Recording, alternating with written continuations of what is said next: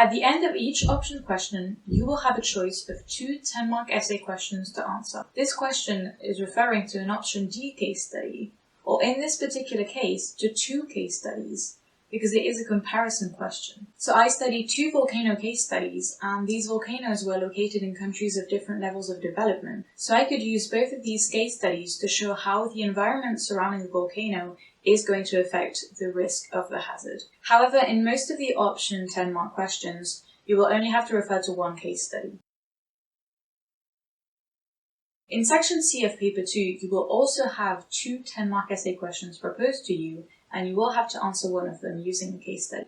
In this paper, it's possible that you'll be required to refer to more than 1 case study. For example, have a look at this question. In my case, we studied this as a multi-example case study with multiple societies that are aging. This would therefore be a case study that has multiple examples, so it could be considered as multiple case study. Most of the time for these kind of essay questions, there will be about 2 or maybe 3 case studies that you could use in your answer. So the 10-mark essay questions in paper 2 are very similar to the 10-mark essay questions in paper 1, but they may vary in this way.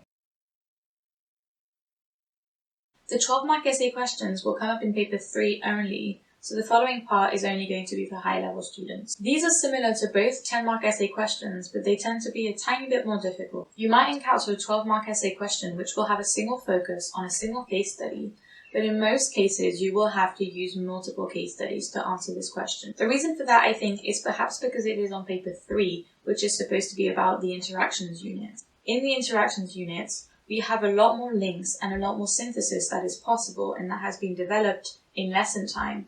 So it is logical to ask about more than just 1 case study. There is no official reason as to why these are worth more or as to why you may need to use more case studies, but this is my personal opinion on why it could potentially be the case.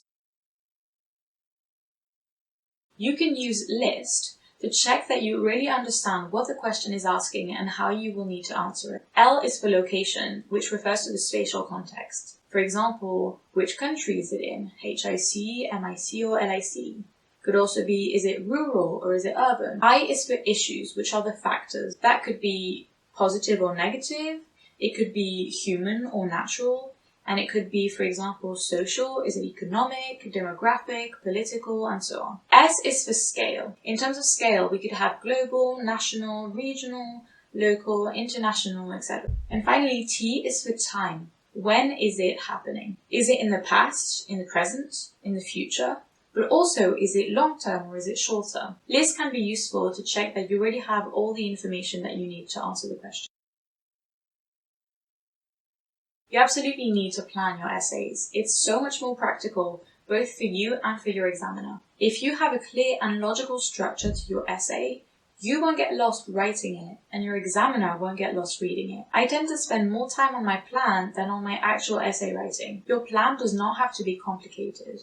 It just needs to be a summary of all the things you're going to write and in what order you're going to write them. You need to be aware of what your introduction will be, of what your body paragraphs will be and how they will be developed, and of what your conclusion is going to be. To help you plan your essays, you can use the PDF document that is attached on this webpage. This template was created by Richard Halloway, and I borrowed it from his website geographyalltheway.com.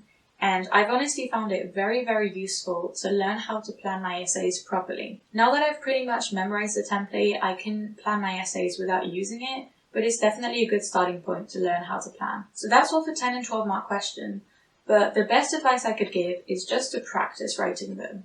The more you practice, the better you will be.